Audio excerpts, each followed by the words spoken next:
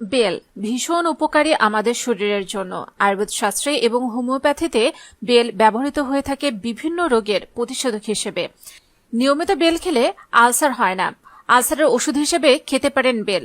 পাকা বেলের শ্বাসে সেই ফাইবার আছে যা আলসার উপশমে খুবই কার্যকরী। এজন্য সপ্তাহে 3 দিন খান বেলের শরবত।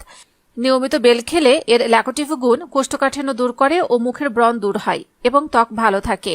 টানা 3 মাস যদি আপনি নিয়মিত বেল খান তাহলে আপনি সহজেই মুক্তি পেতে পারেন এই সকল সমস্যা থেকে।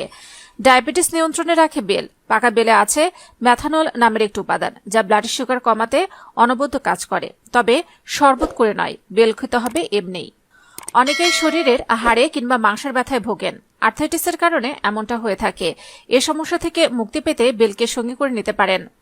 পুষ্টিবিদরা বলছেন ফাইবারে ভরপুর বেল হজম ক্ষমতা বাড়ায়। এনার্জি বাড়াতে বেলের ভূমিকা খুবই গুরুত্বপূর্ণ। 100 গ্রাম বেলে 140 ক্যালোরি এনার্জি থাকে। পাচন ক্রিয়াকেও শক্তিশালী করে তোলে এই বেল। ব্লাড প্রেশার বেড়ে যাওয়ার কারণে চিন্তায় রয়েছেন? এ সময় বেল খেলে দূর হবে এই সমস্যা। চিকিৎসকরা বলছেন ব্লাড প্রেশার নিয়ন্ত্রণে রাখতে বেলের জুড়ি মেলা ভার। বেলে রয়েছে অ্যান্টি পলিফেরেটিভ এবং অ্যান্টি মুটাজেন উপাদান। নিয়মিত বেল খেলে শরীরের ক্যান্সার প্রতিরোধী শক্তি বেড়ে যায়।